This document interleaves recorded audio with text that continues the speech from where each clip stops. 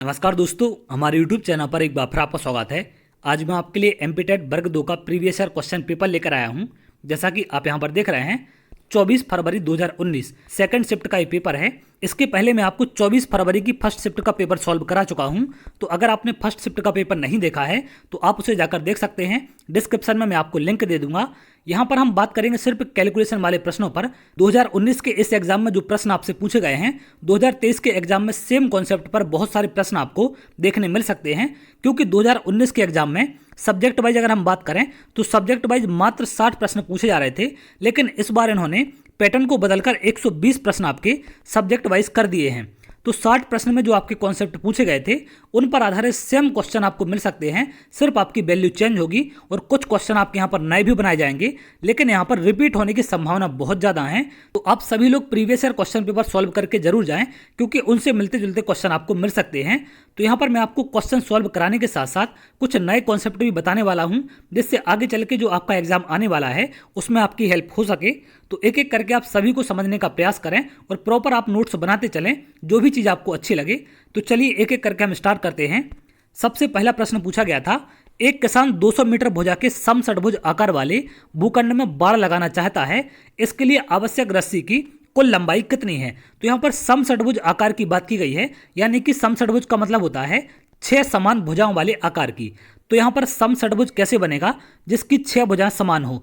कुछ बेंजीन के आकार का आपको देखने मिलेगा इस तरीके से। इसमें 6 भुजाएं ये आपकी क्या हैं? बराबर हैं। और एक भुजा की लंबाई आपकी 200 मीटर है। तो ये कुल रस्सी की अगर हम बात करें तो 6 में 200 के हिसाब से कितनी हो जाएगी आपकी? 200 × 6, ये हो जाएगी आपकी 1200 मीटर। तो अगर हमें बाहर की बाउंड्री बतानी है या बाहर कितनी रस्सी की आवश्यकता है, इसका मतलब होता है कि हमें बाहर की बाउंड्री मतलब परिमाप बताना है। क्लियर है? तो किसी भी आकृति की बाहर की बाउंड्री को हम परिमाप कहते हैं। इस बात का आप ध्यान रखेंगे। यहाँ पर समषटभुज की जगह पंचभुज हो सकता है, अष्टभुज हो सकता है। तो अगर अष्टभुज होगा तो यहाँ पर 200 के हिसाब से हम 8 में गुणा कर देंगे। पंचभुज होगा तो हम 200 के हिसाब से 5 में गुणा कर देंगे। इस तरीके से आपसे जो भी बोला जाए आप उसे निकाल सकते हैं। अगले प्रश्न पर आते हैं। अगला प्रश्न पूछा गया था, 10% के लाभ पर एक टी सेट और 20% के लाभ पर एक शरबत सेट बेचने पर एक क्रॉकरी विक्रेता 26 रुपये का लाभ प्राप्त करता है। यदि वह 5% के लाभ पर टी सेट और 15% के लाभ पर शरबत सेट बेचता है तो 17 रुपये का लाभ प्राप्त होता है। तो टी सेट एवं शरबत सेट का वास्तविक मूल्य हमें बताना है। तो यहाँ पर पहले तो हम टी सेट का मूल्य मान लेंगे कि टी सेट का मूल्य है यहाँ पर x रुपये। मैं बिल्कुल बेसिक तरीके से आपको बताने वाला हूँ।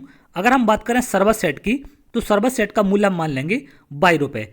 अब यहाँ पर 10% लाभ पर बेचने का मतलब होता है किसी भी वस्तु का अपने आप में 110% हो जाना, क्योंकि उसका मूल्य अपने आप में 100% होता है। तो यहाँ पर जब 10% लाभ पर टी सेट को बेचा जाएगा तो x का 110% यहाँ पर हो जाएगा।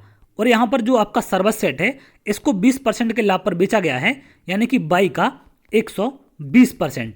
और यहाँ पर आपसे बोला गया है कि जब इतने लाभ पर इसे बेचा गया है तो 26 रुपये का लाभ प्राप्त होता है। यानी कि उसने 100 और 22 में इनको खरीदा था, लेकिन 26 रुपये उसको और ज़्यादा प्राप्त हो गए। तो इनका मूल्य यहाँ पर क्या हो जाएगा? बराबर हो जाएगा x + 22 से 26 ज़्यादा के, क्योंकि 26 लाभ उसको यहाँ पर प्राप्त हो गया। तो 26 हमें यहाँ पर जोड़ना पड़ेगा, तभी इक्वेशन यहाँ पर बैलेंस हो पाएगी। तो यहाँ पर हम 0 से 0 कैंसिल कर देंगे। नीचे वाली संख्याओं का एलसीएम हो जाएगा 10, ऊपर आ जाएगा आपका 11x + 12y बराबर हो जाएगा x + y + 26। क्लियर है? अब यहाँ पर थोड़ा सा और आगे अगर हम सॉल्व करेंगे तो 10 का मल्टीप्लाई यहाँ हो जाएगा 11x + 12y बराबर हो जाएगा आपका 10x + 10y + 260। क्लियर है? अब 10x और 10y को हम इस तरफ ट्रांसफर कर लेंगे तो 11x में से 10x माइनस होगा x बचेगा, प्लस 12y में से 10y होगा तो 2y बराबर मिल जाएगा हमें 260। एक इक्वेशन हमारी यहाँ पर ये बन जाएगी। इसी प्रकार से एक इक्वेशन हमें और बनानी है सेकंड वाली लाइन से। यहाँ पर बोला गया है कि अगर हम टी सेट को 5% लाभ पर बेचें, यानी कि इसका x का 105%। और यहाँ पर दूसरा बोला गया है कि शरबत सेट को 15% लाभ पर बेचना है, यानी कि 22 का 115%। तो यहाँ पर 17 रुपये लाभ होता है, यानी कि x + 22 में खरीदा था तो इससे भी 17 रुपये ज़्यादा इसको यहाँ पर मिलते हैं। तो इसको भी हम इसी प्रकार से सॉल्व करके एक इक्वेशन और बना लेंगे। तो यहाँ पर एलसीएम आप लेंगे तो 100 मिल जाएगा, ऊपर आ जाएगा 105x + 115y बराबर हो जाएगा आपका x + y + 17। अब यहाँ पर 100 का आप इस तरफ गुणा कर सकते हैं तो क्या हो जाएगा? 105x + 115y बराबर 100x प्लस 100y प्लस एक 1700 हो जाएगा। यहाँ पर 100 का गुणा करेंगे इसमें, और यहाँ पर x वाले आप इस तरफ ट्रांसफर करेंगे तो क्या मिल जाएगा हमें, 100x माइनस होगा 105 में से तो 5x प्लस 115 में से 100y माइनस करेंगे तो 15y बराबर मिल जाएगा 1700। क्लियर है। अब 5 से इसे हम काट सकते हैं तो 5 से ये 3 बार कट जाएगा, 1700 को हम 5 से काटेंगे तो 340 मिल जाएगा। तो यहाँ पर इक्वेशन मिल जाएगी x प्लस 3y बराबर 340। एक इक्वेशन हमें ये मिल जाएगी। तो यहाँ पर दो इक्वेशन हमारे पास हैं, एक इक्वेशन आपने ऊपर देखी, एक इक्वेशन ये है। तो x प्लस 2y बराबर आपको मिला है 260 है, और नीचे यहाँ पर सेकेंड इक्वेशन में है x प्लस 3y बराबर 340। तो इन दोनों को अगर हम सॉल्व करेंगे तो पहले हम इसे माइनस कर देंगे तो ये प्लस का माइनस हो जाएगा, और यहाँ पर भी प्लस का माइनस, ये दोनों कैंसिल हो जाएंगे। यहाँ पर बचेगा माइनस y बराबर, इसमें से माइनस करेंगे तो माइनस 80, माइनस से माइनस कटेगा, y बराबर मिल जाएगा हमें 80। क्लियर है। y 80 मिल गया तो एक रेट हमें यहाँ से पता चल गया। अब दूसरा हम y की वैल्यू इसमें पुट कर देंगे तो हमें क्या मिल जाएगा, यहाँ से x प्लस 2 इंटू वाई कितना हो जाएगा, 160 बराबर 260 है। तो 160 को हम माइनस करेंगे तो x बराबर मिल जाएगा हमें 100। ऑप्शन में हम देखेंगे कौन सी ऑप्शन में 100 और 80 है, वो हमारा आंसर होगा। आप यहाँ देख सकते हैं ऑप्शन नंबर 3, तो ये हमारा इसका आंसर है। अगले प्रश्न पर आते हैं। अगला प्रश्न है, एक होटल को एक सप्ताह में बोतल तेल की आवश्यकता होती है। यदि एक बोतल की लागत 98 रुपये है तो 58 दिनों के लिए आवश्यक तेल की लागत ज्ञात करना है। तो यहाँ पर एक सप्ताह में इन्होंने बताया है कि 91 बोतल की ज़रूरत है, यानी कि 7 दिन में इनको 91 बोतल यहाँ पर लग जाती हैं। तो अगर हम बात करें कि एक दिन में कितनी लगती हैं तो 91/7 हो जाएगा, और 7 से इसे हम काटेंगे तो ये कितने बार कट जाएगा, 13 बार, यानी कि एक दिन में यहाँ पर 13 बोतल की ज़रूरत होती है।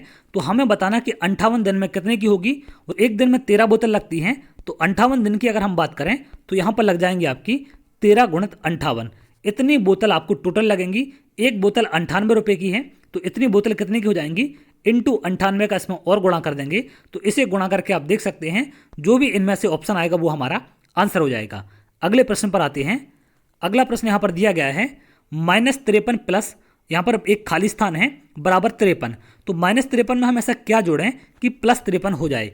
तो ऑप्शन से आप देख सकते हैं 106, 106 अगर इसमें आप जोड़ेंगे, चूंकि साइन यहाँ पर बड़ी संख्या का आता है तो यहाँ पर 106 जोड़ेंगे तो +53 आपको मिल जाएगा।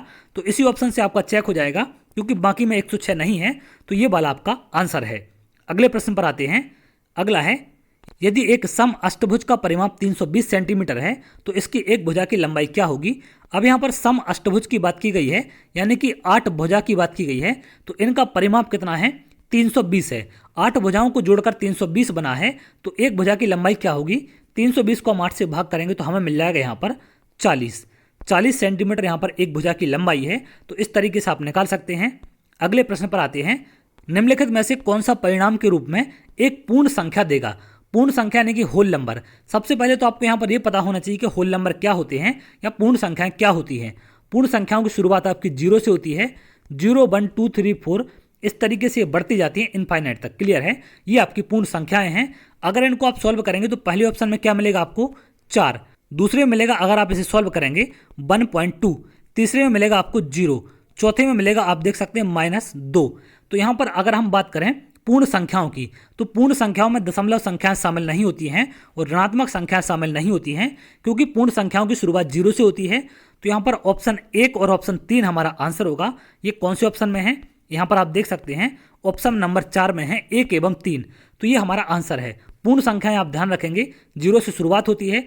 प्राकृतिक संख्याओं की बात करें तो 1 से शुरुआत होती है आपकी, ये आपकी प्राकृतिक संख्याएं हैं, नेचुरल नंबर। क्लियर है, तो इनको भी आप ध्यान रखेंगे। अगले प्रश्न पर आते हैं। अगला प्रश्न यहाँ पर दिया गया है, इसे हमें सॉल्व करना है। तो x³ - 8 अपॉन x² + 2x + 4 बराबर 2 है। तो हमें x की वैल्यू बतानी है। तो ऊपर वाला एक सर्वसमीकरण का फॉर्म बन जाएगा, आपने पढ़ा होगा a³ - b³। तो इसी तरीके से हम इसे बना सकते हैं। यहाँ पर इसको लिख सकते हैं x³ - 2 का क्यूब अपॉन हो जाएगा x² + 2x + 4। तो यहाँ पर ऊपर वाले पार्ट में जब हम सर्वसमीकरण लगाएंगे तो यहाँ पर मिल जाएगा आपको a³ - b³ का मतलब होता है a - b यानी कि x - 2। इसके बाद सेकंड ब्रैकेट में होता है a² + b² + 2ab अपॉन में क्या है आपका x² + 2x + 4। तो यहाँ पर आप देख सकते हैं ये दोनों ब्रैकेट आपके सेम हैं, तो ये दोनों यहाँ पर कट जाएंगे। बराबर में आपको 2 दिया गया है तो बराबर होगा 2 के। इसे आगे आप सॉल्व करेंगे तो x माइनस 2 बराबर मिल जाएगा 2, वो 2 यहाँ पर जाएगा तो x बराबर मिल जाएगा आपको 4। वो 4 इस क्वेश्चन का आंसर होगा। कौन से ऑप्शन में आपको दिया गया है? ऑप्शन नंबर 4 है, तो ये इसका आंसर है। अगले प्रश्न पर आते हैं। अगला प्रश्न यहाँ पर दिया गया है, त्रिभुज PQR एवं त्रिभुज LMN में PQ बराबर NM है और कोण P बराबर कोण M है। तो पहले तो PQ बराबर NM है, क्लियर है। तो त्रिभुज को आप ऐसा बनाएं कि PQ और NM एक ही साइड दोनों लाइन हो। जैसे अगर हम बात करें ये PQ है तो यहाँ पर क्या हो जाएगा, R हो जाएगा, और NM भी हमें इसी तरह बनाना है NM, क्योंकि ये दोनों क्या हैं आपकी बराबर हैं। तो यहाँ पर आपका L हो जाएगा। अब P और M बराबर हैं, ये वाला एंगल और ये वाला एंगल आपका बराबर है। तो यहाँ पर आपको बताना है भुजा कोण भुजा सिद्धांत। भुजा कोण भुजा सिद्धांत का मतलब होता है कि दो भुजाएं और उनके बीच का कोण बराबर होना चाहिए। तो एक भुजा आपकी ये होती है और एक भुजा आपकी ये रहेगी, और यहाँ पर आपका कोण कहाँ पर है, यहाँ पर। तो एक भुजा आपकी ये होगी, यानी कि PR बराबर हो जाएगी आपके ML के, क्लियर है। तो ये वाला सेकंड वाला ऑप्शन इसका आंसर हो जाएगा। अगले प्रश्न पर आते हैं। दिए गए रेखाखंड में O वृत्त का केंद्र है, कोण OAB बराबर 60 डिग्री है और वृत्त की त्रिज्या 6 सेंटीमीटर है। तो त्रिभुज का क्षेत्रफल ज्ञात करना है, क्लियर है। इसे अगर हम थोड़ा सा जूम करें तो यहाँ पर आप देख सकते हैं आपको कौन सा कोण बताया गया है, कोण OAB, यानी कि जो बीच में होता है इस पर आपको ये एंगल लिखना पड़ेगा। तो यहाँ पर ये होगा आपका 60 डिग्री का, क्लियर है। तो अगर हम बात करें ये दोनों क्या हैं आपकी, ये दोनों इस वृत्त की त्रिज्याएं हैं। तो समान भुजाओं के सामने के कोण भी समान होते हैं, तो ये कोण भी आपका 60 का हो जाएगा। अब ये दो कोण अगर 60 के हैं तो तीसरा भी आपका 60 का हो जाएगा। वो तीनों कोण अगर बराबर हैं तो तीनों भुजाएं भी बराबर होंगी, और ये कैसा त्रिभुज आपका बन जाएगा, एक समबाहु त्रिभुज, क्लियर है। समबाहु त्रिभुज अगर यहाँ पर बन गया और भुजा आपको बताई गई है 6 सेंटीमीटर की है, तो इसका क्षेत्रफल क्या हो जाता है, क्षेत्रफल होता है √3/4 A², यानी कि भुजा का स्क्वायर। तो √3/4 भुजा कितनी है, 6 सेंटीमीटर। तो 6 का स्क्वायर 6 × 6 हो जाएगा। 4 से इसे काटेंगे तो 3 बार ये और 3 बार ये कट जाएगा, यहाँ पर मिलेगा हमें 9√3, क्लियर है। इसे आप नीचे देख सकते हैं, ऑप्शन नंबर 1 में दिया गया है और ये इसका आंसर होगा। अगले प्रश्न पर आते हैं। एक समबाहु त्रिभुज ABC में AD लंब है BC पर, AD² बराबर है XBC² के। AD लंब दिया गया है आपको, तो कुछ ऐसा त्रिभुज होगा आपका समबाहु जिसकी तीनों भुजाएं क्या हों, समान हो। AD आपका लंब है, यानी कि A यहाँ पर देंगे, D यहाँ पर। ABC आपका एक त्रिभुज है, तो यहाँ पर ये लंब बोला गया है, क्लियर है। यहाँ पर एक समबाहु त्रिभुज है, इसका मतलब तीनों भुजाएं आपकी बराबर होंगी, और लंब क्या करता है, इस भुजा को 2 बराबर भागों में बांटता है, यानी कि ये A/2 हो जाएगा। अब यहाँ पर हमें AD का रिलेशन बताना है BC के साथ, क्लियर है। तो यहाँ पर अगर हम इसमें पाइथागोरस प्रमेय लगाएं इतने वाले ट्रायंगल में ADB में, अगर हम बात करें त्रिभुज ADB में, तो इसमें पाइथागोरस प्रमेय लगाएंगे तो यहाँ पर आपको मिलेगा AB का स्क्वायर बराबर हो जाएगा AD का स्क्वायर प्लस DB का स्क्वायर। AB का स्क्वायर A है आपका, A का स्क्वायर बराबर होगा AD, आपको फाइंड करना है, प्लस DB है आपका A/2, तो A/2 का स्क्वायर हो जाएगा। इसको आगे सॉल्व करेंगे तो यहाँ पर मिलेगा आपको A² बराबर AD² प्लस A²/4। इसको हम इधर ले आके माइनस कर देंगे तो ये क्या बन जाएगा, थोड़ा सा और नीचे आए, A² माइनस A²/4 बराबर AD², क्लियर है। तो इसका एलसीएम लेंगे 4 आएगा, ऊपर हो जाएगा 4A² माइनस A² बराबर AD²। तो 4A² में से एक A² माइनस करेंगे तो यहाँ पर क्या मिलेगा, 3A²/4 बराबर AD², क्लियर है। अब यहाँ पर A² को हम क्या लिख सकते हैं, अगर इसमें आप नीचे देखें, यहाँ पर जो ये लंबाई है तीनों के बराबर है, तो इसको हम BC लिख सकते हैं, A को, क्लियर है। तो A की जगह हम क्या लिख देंगे यहाँ पर, BC। तो क्या मिल जाएगा, 3/4 BC का स्क्वायर बराबर AD के स्क्वायर के। तो यही हमसे पूछा गया है, यहाँ पर इसने इसकी जगह x मान रखा है, क्लियर है। तो x की वैल्यू क्या मिल जाएगी, 3/4। ऑप्शन में आप देख सकते हैं, यहाँ पर आपसे क्या पूछा गया है, XBC², तो x का मान क्या मिल जाएगा हमें, 3/4। अगले प्रश्न पर आते हैं। एक समबाहु त्रिभुज की भुजा 4√3 है जो एक वृत्त के अंदर अंकित है, तो वृत्त का क्षेत्रफल बताना है। एक समबाहु त्रिभुज जो वृत्त के अंदर अंकित है कुछ इस तरीके से, क्लियर है, जिसकी तीनों भुजाएं क्या हों, बराबर हों, और यहाँ पर भुजा बताई गई आपको 4√3 है, और हमसे यहाँ पर वृत्त का क्षेत्रफल पूछा गया है। तो आप याद रखना, जब भी कभी आपके समबाहु त्रिभुज के अंदर वृत्त हो या फिर बाहर वृत्त हो, अंदर अगर वृत्त है तो अंदर वाले वृत्त की अगर हम त्रिज्या की बात करें स्मॉल आर की, तो ये आपकी हो जाएगी a/2√3, और बाहर वाले बड़े वृत्त की अगर हम बात करें कैपिटल आर, तो कैपिटल आर आपका हो जाता है a/√3। क्लियर है? इसको आप ध्यान रखेंगे, चाहे तो आप नोट में लिख सकते हैं। यहाँ पर हमें भुजा बताई गई है, यानी कि भुजा का मतलब होता है a की वैल्यू बताई गई है, तो r बराबर हो जाएगा a का मान हम यहाँ पर रख देंगे 4√3/√3। तो √3 से √3 कट जाएगा, r कितना मिल जाएगा 4, यानी कि जो ये बाहर वाला बड़ा वृत्त है इसकी त्रिज्या हो जाएगी हमारी 4 सेंटीमीटर। अगर त्रिज्या 4 है तो वृत्त का क्षेत्रफल पूछा गया है, क्षेत्रफल क्या होता है वृत्त का, πr²। r है 4, तो यहाँ पर हो जाएगा आपका 16 पाई। क्लियर है? ये सेकंड वाला इसका आंसर है। अगले प्रश्न पर आते हैं। अगला प्रश्न यहाँ पर दिया गया है, दो त्रिभुज ABC और PQR में AB बराबर QR है, BC बराबर QP है, AC बराबर RP है। इस क्वेश्चन में अक्सर अभ्यर्थी गलती करके आते हैं, तो आपको यहाँ पर ध्यान रखना है, सावधानी के साथ इस क्वेश्चन को करेंगे। कैसे करना है मैं आपको बहुत आसान तरीका इसका बता दे रहा हूँ। यहाँ पर आपको ABC त्रिभुज बोले गए हैं, तो आप इनको पहले ABC और PQR त्रिभुज इस तरीके से आप बना लें। यहाँ पर नाम दे दें इनके, ABC है, एक है आपका PQR, और यहाँ पर आपसे बोला गया AB बराबर QR, तो AB किसके बराबर है, QR के। तो AB और QR ये दो हैं आपकी, ये बराबर हैं, तो इन पर आप एक एक डैश लगा देंगे। दूसरा है BC बराबर QP, BC बराबर QP है, तो इस पर हम 2 डैश लगाएंगे। QP कहाँ पर है, यहाँ पर। क्लियर है? अब थर्ड है आपका AC बराबर RP, तो इस पर हम 3 लाइन ऐसे बना देंगे जिससे हमें पता चले कि कौन सी वाली किसके बराबर है। अब यहाँ पर जो ये हमें सर्वांग समता लिखनी पड़ती है, इसको हम कैसे लिखते हैं, तो यहाँ पर आपको लिखने का तरीका याद रखना है कि जैसे मान लो यहाँ पर 1 लाइन है, यहाँ पर 2 लाइन है, यहाँ पर 3 लाइन है। क्लियर है?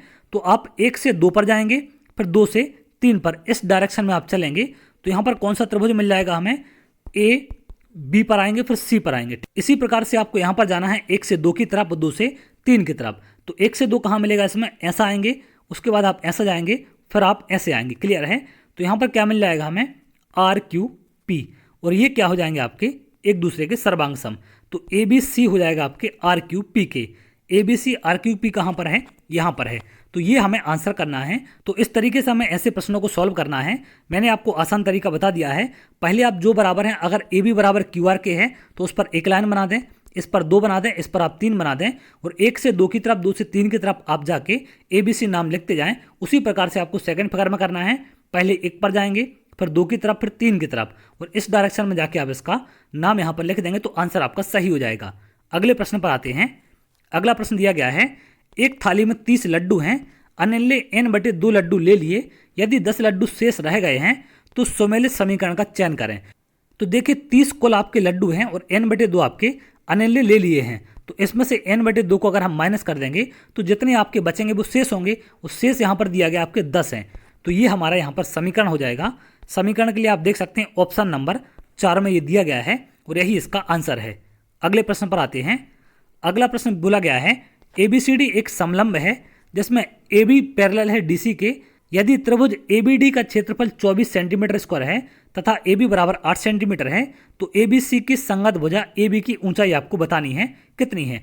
पहले तो आपको समलंब चतुर्भुज पता होना चाहिए कैसा बनता है। कुछ इस तरीके से आपका चतुर्भुज होता है, इसे बोलते हैं हम समलंब चतुर्भुज। क्लियर है? इसमें ये दोनों क्या होती हैं, एक दूसरे के समांतर। यहाँ आपसे बोला गया है AB समांतर है किसके, DC के। क्लियर है? तो AB समांतर यहाँ पर आपकी DC के हो जाएगी। इसके बाद आगे बोला गया है त्रिभुज ABD का क्षेत्रफल, यानी कि ABD ये वाला। क्लियर है? ये क्षेत्रफल आपको बोला गया यहाँ पर 24 सेंटीमीटर स्क्वायर है, और यहाँ पर AB बराबर आपको बताया गया है ये 8 सेंटीमीटर है। तो त्रिभुज ABC की संगत भुजा AB की ऊंचाई बतानी, यानी कि आपको ये ऊंचाई यहाँ पर बतानी है। तो त्रिभुज का क्षेत्रफल आप जानते हैं, त्रिभुज का क्षेत्रफल अगर हम बात करें तो क्या होता है, 1/2 आधार इंटू ऊंचाई। आधार यहाँ पर आपको दिया गया है, ये कितना है, AB 8 है, तो इसकी वैल्यू हम रख देंगे, और ये बराबर दिया आपको 24 सेंटीमीटर स्क्वायर के। तो यहाँ पर क्या हो जाएगा, 1/2 आधार आपका 8 है, ऊंचाई आपको बतानी है, बराबर होगा 24 के। तो 8 से ये कट जाएगा आपका 3 बार, और 2 का यहाँ पर गुणा होगा, तो ऊंचाई क्या मिल जाएगी हमें, 6 सेंटीमीटर, और 6 सेंटीमीटर इसका आंसर होगा। तो इस तरीके से आप इसे निकाल सकते हैं। अगले प्रश्न पर आते हैं। अगला प्रश्न दिया गया है, यदि PQRS एक समलंब है जिसमें PQ, यहाँ पर PQRS भी आपका एक समलंब है, तो ये भी कुछ इस तरीके से आपका बन जाएगा यहाँ पर। और यहाँ आपको बताया गया है कि ये क्या है, PQRS है। PQ पैरेलल है आपका ये वाला, RS के और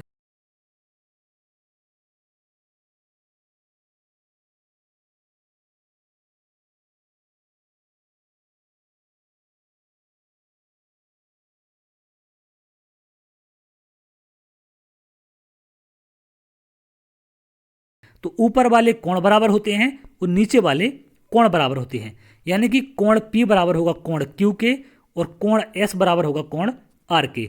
अब यहाँ पर ऐसा किस ऑप्शन में दिया गया है, कोण P यहाँ पर S के बराबर है, ये नहीं होगा, कोण P हमें Q के बराबर करना है। ऑप्शन नंबर 4 आप देख सकते हैं, तो ये हमारा आंसर होगा। इस प्रकार की कंडीशन है, ऐसा क्वेश्चन जब भी मिले तो आप इसे इस तरीके से सॉल्व कर सकते हैं। अगले प्रश्न पर आते हैं। औसत से प्रश्न है, सोमवार, मंगलवार और बुधवार का औसत तापमान 75 डिग्री सेल्सियस था, जबकि मंगलवार, बुधवार और गुरुवार का औसत तापमान 77 सेल्सियस है। यदि गुरुवार का तापमान 76 सेल्सियस था तो सोमवार का तापमान क्या होगा। तो यहाँ पर हमसे ऊपर बताया गया है सोमवार, मंगलवार और बुधवार का औसत तापमान है, यानी कि इसमें हम 3 का गुणा कर देंगे तो हमें क्या मिल जाएगा, इनका टोटल टेम्परेचर। टोटल कितना हो जाएगा, 3 का आपस में गुणा करेंगे तो कितना मिल जाएगा, 225। इसके बाद आपको बताया गया है कि मंगलवार, बुधवार और गुरुवार इनका औसत तापमान है आपका 77। तो इसमें आप 3 का गुणा करेंगे तो हमें कितना मिल जाएगा, 231। क्लियर है। अब इन दोनों को हम आपस में एक दूसरे से माइनस कर देंगे तो यहाँ पर हमें क्या मिल जाएगा, मंगलवार से मंगलवार कटेगा, बुधवार से बुधवार, तो S माइनस G माइनस करेंगे तो ये चिन्ह आपके यहाँ पर चेंज हो जाएंगे, यहाँ पर भी प्लस का माइनस हो जाएगा, बराबर मिलेगा -6 के। अब यहाँ पर आपको तापमान बताया गया गुरुवार का, यानी कि G की वैल्यू आपको 76 बताई गई है, तो S माइनस 76 बराबर हो जाएगा -6 के। अब यहाँ पर S क्या मिल जाएगा, यानी कि सोमवार है, -6 + 76, तो ये मिल जाएगा आपको प्लस का 70 डिग्री, और यही इसका आंसर है जो कि हमसे पूछा गया है, ऑप्शन नंबर 1। अगले प्रश्न पर आते हैं। अगला प्रश्न यहाँ पर दिया गया है, ये भी सर्वसमीका पर आधारित है, a³ + b³ का फॉर्मेट है। तो इसमें जब आप सर्वसमीका लगाएंगे तो यहाँ पर आपको मिल जाएगा a³ + b³ अपॉन क्या रहेगा, a² - ab + b²। क्लियर है। तो a³ + b³ क्या होता है, a + b होता है ब्रैकेट में, और एक ब्रैकेट में होता है a² - ab + b² अपॉन में क्या है, a² - ab + b²। क्लियर है। तो ये दोनों क्या होंगे, कैंसिल हो जाएंगे। यहाँ पर क्या बचेगा, a + b।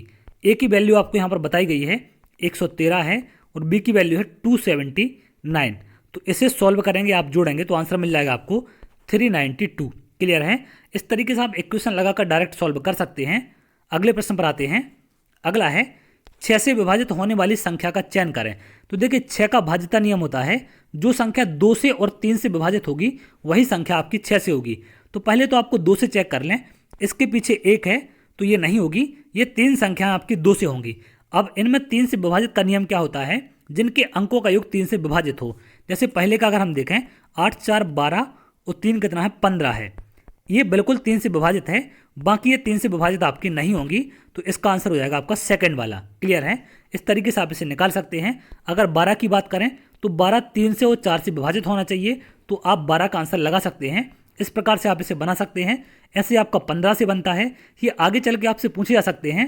15 का मतलब होता है 3 और 5 से विभाजित हो। क्लियर है। अगले प्रश्न पर आते हैं। अगला प्रश्न दिया गया है, एक संख्या को 7 से गुणा करने पर और उसमें से 36 घटाने पर परिणामी संख्या स्वयं का 3 गुना हो जाती है, तो संख्या क्या है। पहले तो हम संख्या यहाँ पर मान लेंगे कि संख्या हमारी x है। अब इसमें बोला गया कि संख्या में 7 का गुणा करने पर, तो जैसा जैसा बोला जाए आप वैसा वैसा लिखते जाएं। संख्या में 7 का गुणा करने पर, यानी कि x में 7 का गुणा करने पर और उसमें से 36 कम करने पर स्वयं के 3 गुना के बराबर हो जाती है, यानी कि स्वयं के 3 गुना के बराबर हो जाती है। तो सेम आपको जैसा बोला गया वैसा लिख देना है। इसे सॉल्व करेंगे तो कितना होगा, 7x - 36 = 3x। 3x आप इस तरफ ले आएँ, 36 को इस तरफ ले जाएंगे तो क्या मिल जाएगा हमें, 3x माइनस होगा 7 में से, तो 4x = 36 के। तो यहाँ से 4 से कट गए 9 बार, x क्या मिल जाएगा 9। तो 9 हमारी वो ऐसी संख्या है। ऑप्शन नंबर 1 देख सकते हैं। अगले प्रश्न पर आते हैं। विभाजनीयता जांच का उपयोग करके निर्धारित करें कि निम्नलिखित में से कौन सी संख्या 8 से विभाजित होगी। तो भाज्यता नियम पर एक मैंने प्रॉपर वीडियो बनाया हुआ है, आप जाकर प्लेलिस्ट में चेक कर सकते हैं। वहाँ से 100% 1-2 क्वेश्चन आपसे पूछे आएंगे। तो जब भी आपको 2 की भाज्यता नियम, 4 की भाज्यता नियम या फिर 8 की भाज्यता नियम का पूछा जाए तो आप ध्यान रखना, 2 के भाज्यता नियम का मतलब होता है किसी भी संख्या का लास्ट अंक अगर 2 से विभाजित होता है तो ये पूरी संख्या भी 2 से विभाजित होगी। 4 का क्या होता है, किसी भी संख्या के अंतिम 2 अंक अगर आपके 4 से विभाजित हैं तो वो संख्या भी 4 से है। इसी प्रकार से 8 का क्या होता है, किसी भी संख्या के अंतिम 3 अंक अगर आपके 8 से विभाजित हैं तो वो संख्या भी आपकी 8 से विभाजित होगी। 16 का क्या हो जाएगा, अंतिम 4 अंक। क्लियर है, इस प्रकार से आपका बढ़ता जाएगा। तो यहाँ पर हम देखेंगे अंतिम 3 अंक 8 से विभाजित कौन सी संख्या के हैं। तो पहले है आपका 324, ये 8 से विभाजित नहीं होगा। 780 की अगर बात करें तो ये भी नहीं होगा। 612 भी नहीं होगा। 136 आपका 8 से पूरी तरीके से कट जाएगा। तो यहाँ पर बिल्कुल आपकी ये चौथा वाला नंबर इसका आंसर होगा। क्लियर है, अगले प्रश्न पर आते हैं। अगला प्रश्न दिया गया है 7 मीटर लंबे और 450 सेंटीमीटर चौड़े भूमि के एक टुकड़े पर 1 मीटर भुजा वाले 11 वर्गाकार गड्ढे बनाए जाते हैं, तो भूमि के शेष हिस्से का क्षेत्रफल क्या है। तो पहले तो हम पूरी भूमि का क्षेत्रफल निकाल लेते हैं। अब यहाँ पर 1 मीटर में है, 1 सेंटीमीटर में है, तो 1 मीटर बराबर होता है आपका 100 सेंटीमीटर। क्लियर है, तो यहाँ पर हम मीटर को सेंटीमीटर में बनाएंगे या सेंटीमीटर को मीटर में, तो हम सेंटीमीटर को मीटर में कन्वर्ट कर देंगे 100 से भाग करके। तो इसका क्षेत्रफल क्या होगा, लंबाई गुणित चौड़ाई। अब लंबाई आपको दी गई है 7 मीटर है, चौड़ाई हो जाएगी 750 का मतलब 4.50 मीटर। क्लियर है, 7 का इसमें गुणा करेंगे तो हमें कितना मिल जाएगा, इसका गुणा करें 31.50। क्लियर है, अब यहाँ पर आपसे बोला गया कि 1 मीटर के 11 वर्गाकार टुकड़े बनाने हैं, तो 11 वर्ग के बराबर हिस्सा आपका अलग हो जाएगा। यानी कि 1 मीटर वाला एक वर्गाकार कैसा होगा आपका, इस तरीके से। इसकी भुजा अगर 1 है तो इसका क्षेत्रफल हो जाएगा आपका 1। ऐसे आपके 11 हैं ये टोटल, तो 11 कितने हो जाएंगे, इंटू कर देंगे 11 का, तो ये 11 के बराबर।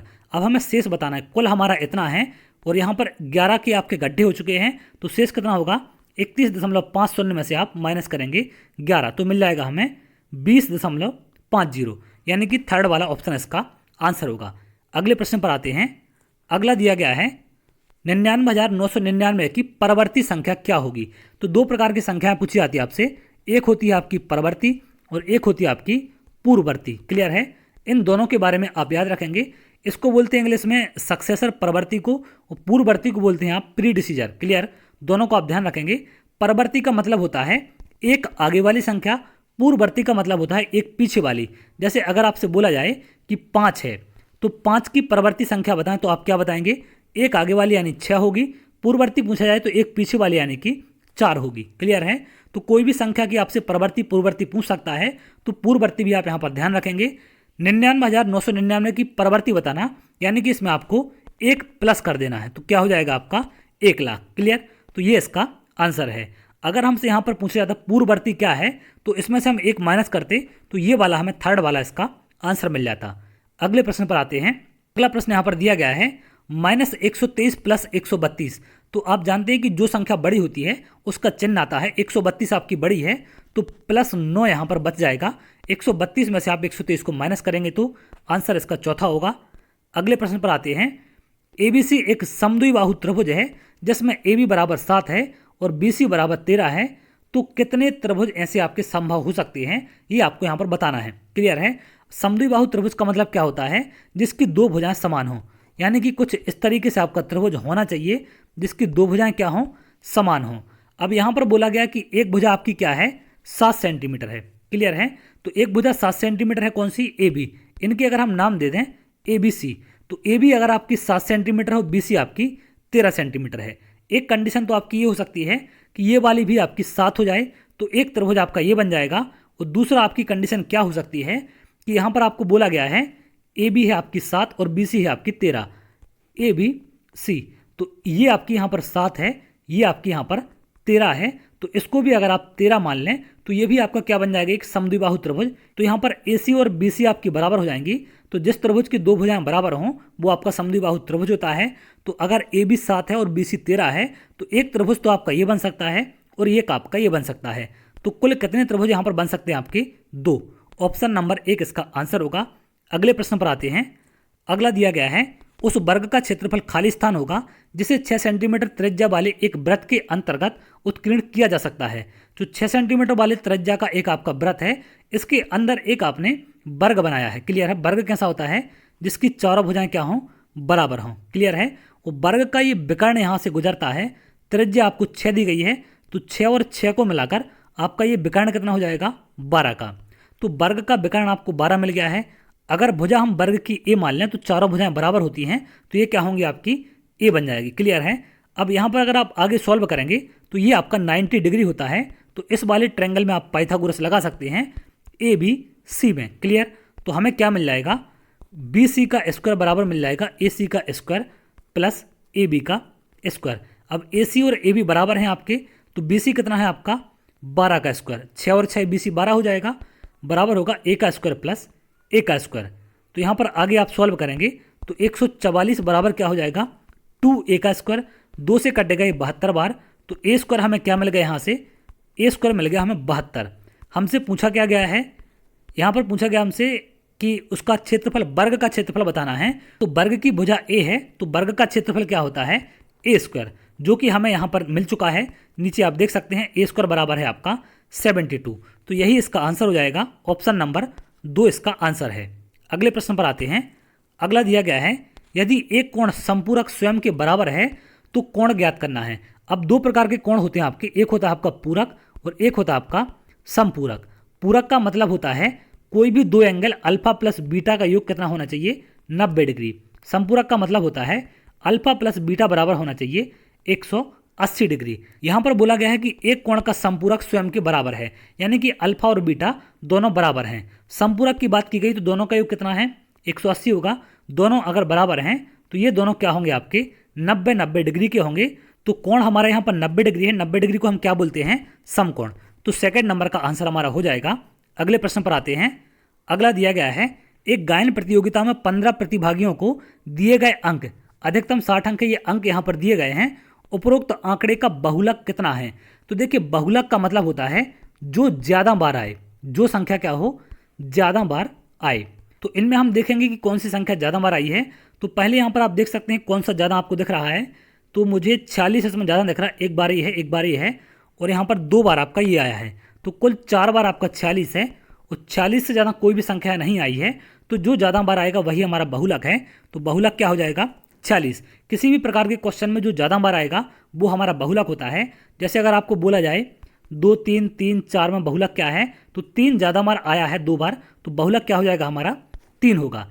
अगर यहाँ पर आपसे और आगे क्या क्या पूछ सकता है, इसमें आगे आपसे पूछ सकता है कि इनका माध्य क्या है। तो माध्य का मतलब होता है औसत। क्लियर है। सिंपल सा, जैसे ये 4 संख्याएं दी गई हैं 2 3 3 4, तो इनका हम औसत कैसे निकाल देते हैं 2 + 3 + 3 + 4 बटे 4 संख्याएं हैं तो 4 से भाग कर देंगे।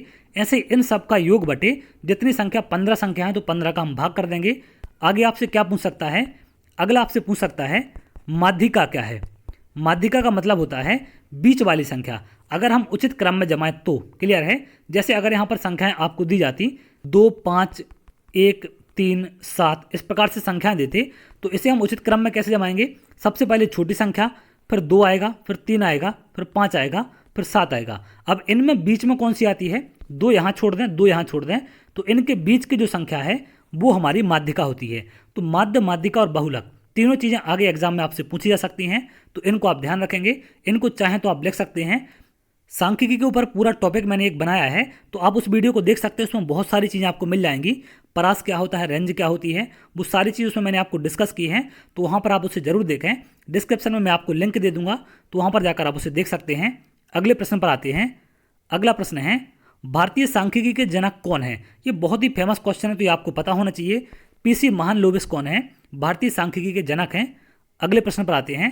अगला पूछा गया है 10,999 और 11,052 के बीच कितनी पूर्ण संख्याएं हैं। तो यहाँ पर बहुत सारे अभ्यर्थी गलती कर सकते हैं कि 11,052 में से माइनस कर देंगे किसको 10,999 को, और माइनस करके उनको क्या मिल जाएगा यहाँ पर 53। क्लियर। और 53 यहाँ पर आंसर कर सकते हैं। हमसे पूछा गया कि इनके बीच में कितनी पूर्ण संख्याएं हैं। अगर मैं आपसे बात करूं 1 और 2 के बीच कितनी पूर्ण संख्याएं हैं, तो आप बोलेंगे कोई भी नहीं है। क्लियर है। अगर मैं बात करूं 1 2 3 के बीच, तो आप क्या बोलेंगे कि मात्र एक पूर्ण संख्या है। अगर मैं यहाँ पर ऐसा बोलता कि 1 और 3 के बीच, तो क्या आप यहाँ पर 3 में से 1 माइनस करते तो आपको 2 मिल जाती, यानी कि एक संख्या ज़्यादा मिलती है। तो इस बात का आप ध्यान रखेंगे। आपको बड़ी संख्या में से छोटी माइनस करके आंसर नहीं बताना है, क्योंकि आपका क्वेश्चन गलत हो जाएगा। अगर आपसे बोला जाए 1 और 4 के बीच, यहाँ पर 1 एवं 4 बोला जाता तो कितनी संख्याएं होती, यहाँ पर 2 और 3, ना कि आप 4 में से 1 को माइनस करें तो आपको 3 मिल जाए। क्लियर है? इसलिए आप ध्यान रखेंगे जो भी आंसर आएगा उससे एक कम इनके बीच होगी, यानी कि आपकी मात्र 52 संख्या यहाँ पर हो जाएंगी। इस बात का आप ध्यान रखेंगे। तो ऑप्शन नंबर 3 इसका आंसर है। ऑप्शन नंबर 4 बहुत सारे अभ्यर्थी लगा कर आएंगे, लेकिन ये बिल्कुल यहाँ पर गलत है। आप इस एग्जाम्पल से समझने का प्रयास करें तो ये गलती आप यहाँ पर नहीं करेंगे। जब भी ऐसा क्वेश्चन किसी भी प्रकार का आएगा, आप जितना भी इनका अंतर आए उससे एक कम कर देना, तो आपको वहाँ पर समझ में आ जाएगा कि उसका आंसर क्या है। क्लियर है? अगले प्रश्न पर आते हैं। यदि एक लंब वर्तुल बेलन के आकार वाले एक बर्तन का आयतन 448 पाई सेंटीमीटर क्यूब है तथा इसकी ऊंचाई आपको 7 सेंटीमीटर है, तो बेलन का वक्र पृष्ठीय क्षेत्रफल हमें बताना है कि कितना होगा। पहले तो यहाँ पर हमें आयतन दिया गया है, तो बेलन का आयतन क्या होता है? आयतन होता है पाई आर स्क्वायर एच। ये बराबर दिया है 448 पाई के। तो देखिए पाई से पाई यहाँ पर कैंसिल हो जाएगा, आर आपको पता नहीं है, तो आर स्क्वायर एच बताया है 7 है, बराबर है 448 के। अब इसे 7 से अगर आप काटेंगे तो हमें क्या मिल जाएगा? 7 से काटेंगे तो 6 4 64 मिल जाएगा। आर स्क्वायर बराबर 64 है, तो आर मिल जाएगा यहाँ से हमें 8। तो ये मिल गई हमें त्रिज्या कितनी है? 8 है। बेलन का वक्र पृष्ठ पूछा गया हमसे, तो वक्र पृष्ठ क्या होता है? 2 पाई आर एच। 2 इंटू पाई का मान होता है 22/7। आर की वैल्यू 8 यहाँ से हमने निकाल दी है, एच हमें 7 दिया गया है, तो 7 से 7 ये कैंसिल हो जाएगा। 22 गुणित 16 कितना हो जाएगा हमारा? 22 इंटू 16 करेंगे तो यहाँ पर आपको आंसर मिल जाएगा। क्लियर है? 32 2 3 हासिल आएंगे 352। ये हमारा आंसर है ऑप्शन नंबर 3 वाला। तो इस प्रकार से आप इन क्वेश्चन को सॉल्व कर सकते हैं। तो उम्मीद करते हैं आपको कुछ नया सीखने यहाँ पर मिला होगा। जो भी छोटी छोटी बातें हैं आप उन्हें ध्यान रखेंगे, क्योंकि उनको लेकर क्वेश्चन अक्सर आपको देखने मिल सकते हैं। प्रीवियस ईयर क्वेश्चन पेपर के साथ साथ मैं आपको प्रैक्टिस सेट लेकर आने वाला हूं, जो आपके लेटेस्ट पैटर्न पर आधारित होंगे और जो आपका 2023 का एग्जाम है उसमें आने की संभावना होगी। ऐसे इंपॉर्टेंट क्वेश्चन पर हम प्रैक्टिस करेंगे। तो अगर आप ऐसी वीडियो चाहते हैं तो हमारे चैनल के साथ जुड़ सकते हैं, जिससे और भी इंपॉर्टेंट वीडियो आपको मिल सके। तो चलिए बहुत जल्द अगली वीडियो मिलेंगे, तब तक के लिए बहुत बहुत धन्यवाद।